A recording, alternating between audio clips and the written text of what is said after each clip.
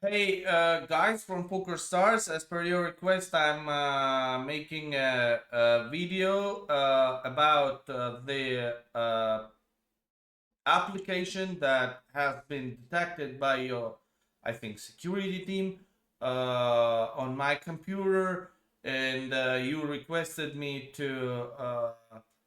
mm, to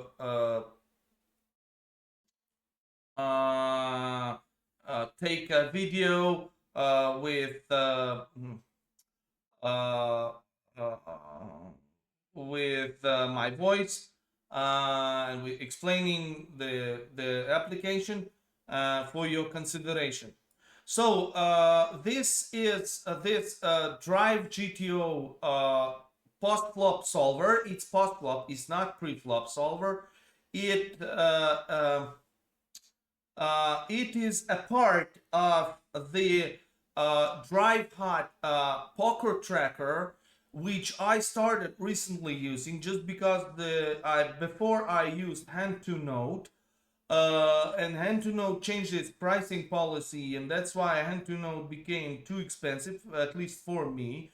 I cannot afford it any longer, and I decided to shift to Drive Hot, and I shifted to Drive Hut, and as add-on they have this. I mean, like they have this Drive GTO post flop solver integrated into the application.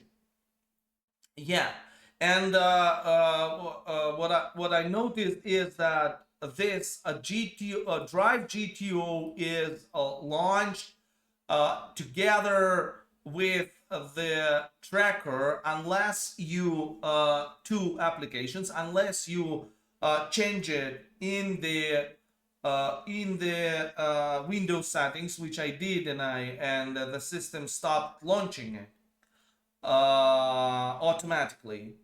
Um, yeah, but still they are integrated, right? And it's once again, it's a post flop solver.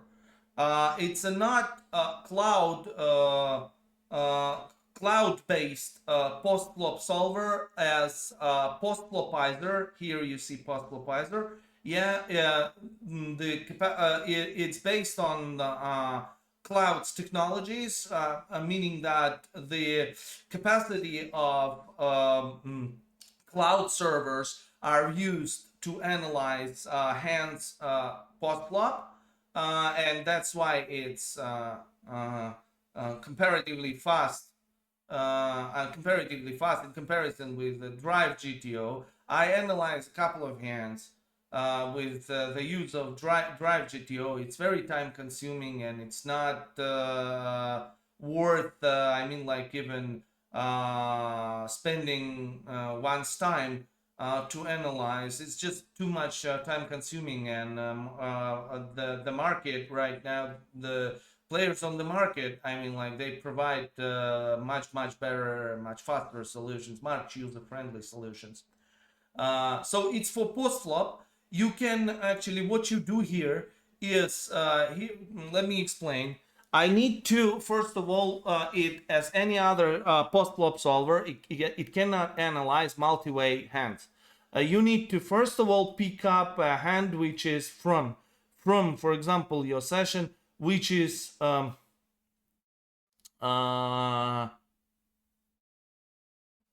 yeah, which is heads up, and I hope that this one is okay.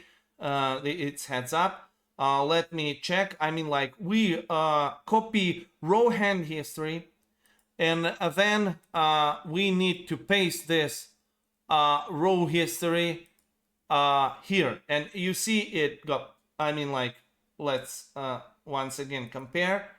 Uh, um, 5-8, yeah, 5-8-3, exactly. This is the flop, but what you need to do more here, and this is extremely important, if you launch the replayer of the exact hand, you now will see uh, uh, let me check. Yeah, you now will see that there is our stack, and also the stack of the player with whom we the stack of two other players, right? For example, there is push, etc. So what we need to do here is we need to indicate, look into the hand, indicate here, which I will not be doing that, but indicate here the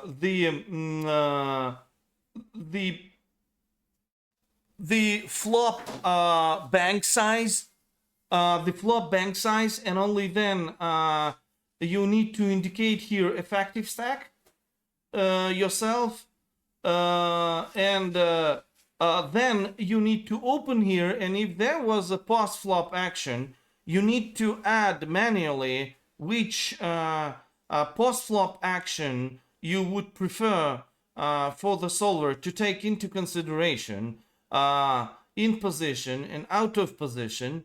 Again, and here is again effective stack and all-in threshold and the flop, the size of the pot after pre-flop, this one. So when you indicate all this, it took me some time because I didn't use it. I did use it once. I used it once, this software, after the session, and I understood that it's absolutely not user friendly. It's too time consuming to use this software, and that's why I decided not to in future. Maybe they will improve it. It goes as an add-on. Maybe if they can continue improving it, I may consider changing my mind, but not now. I will hide the replayer here, and then I will you can actually change here. You can change range, that range. You can change the ranges here. You can save ranges if you want for your future use. You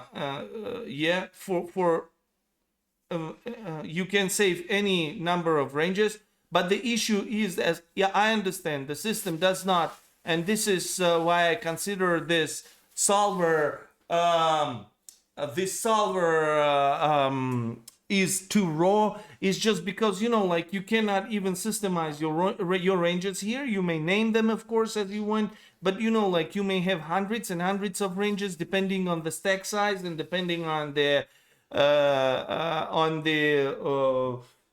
stage of the tournament, etc., and then it will be a complete mess. It will be extremely difficult for you to pick up a proper range. That's why I think that it's useless to save the ranges, at least for intensive work. And then you just pick up solve, and you see that it solves. But that's very important to understand that.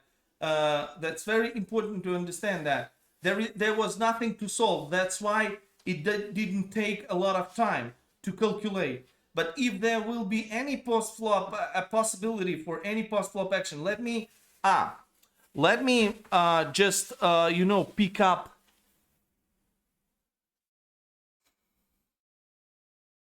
Okay. Let me just pick up another one hand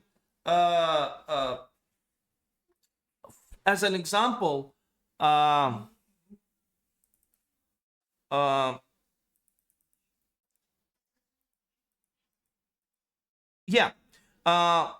This is a hand which, as you may see, it has a post flop history. It's heads up, so we can pick up this hand, and let me just pick up.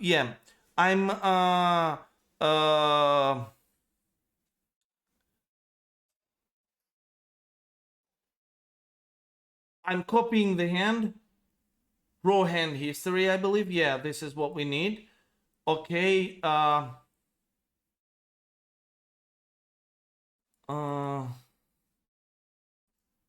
And then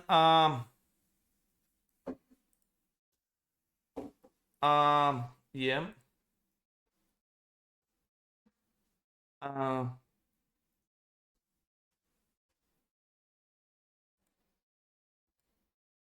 and now,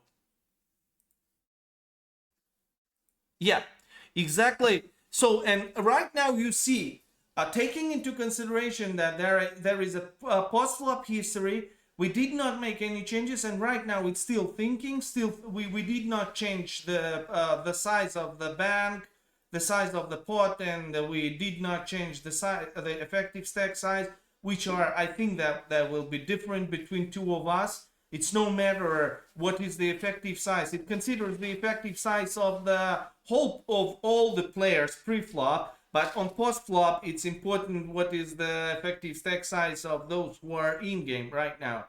I mean, like, it's no matter already. We do not consider the stack size of those who folded, right? So.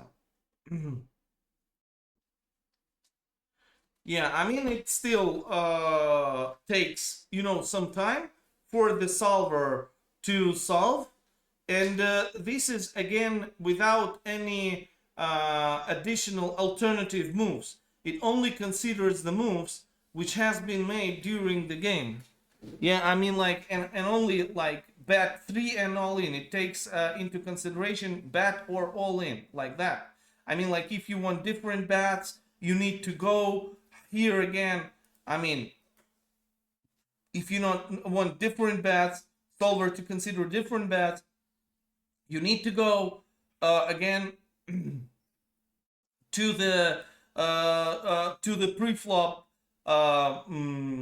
stage, and then add other sizings of action, be that bet or be that raise, no matter. Yeah, and and now you can see, like, the solver now gives the options for action, right?